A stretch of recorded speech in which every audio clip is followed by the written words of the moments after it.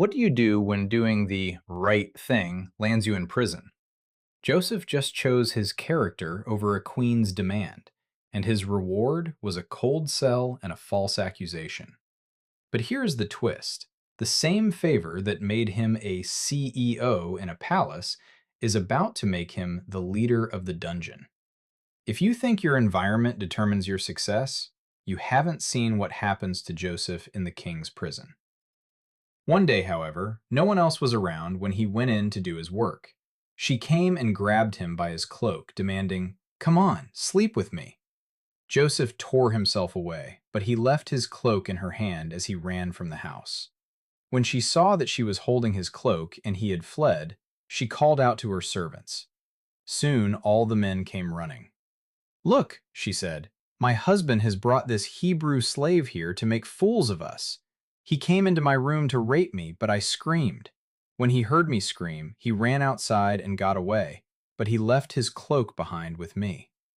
Now, in Egyptian law, fleeing and leaving a garment behind was an unmistakable act of rejection. To save face, she used racial slurs and class resentment to turn the household staff against Joseph. By framing the story to blame Potiphar for bringing Joseph into the house, she forced her husband to act decisively to protect his social standing, regardless of the truth. Back to scripture. She kept the cloak with her until her husband came home. Then she told him her story. "That Hebrew slave you've brought into our house tried to come in and fool around with me," she said.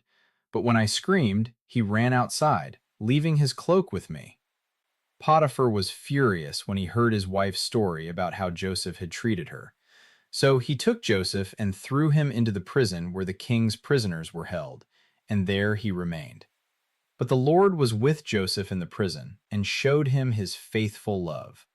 And the Lord made Joseph a favorite with the prison warden.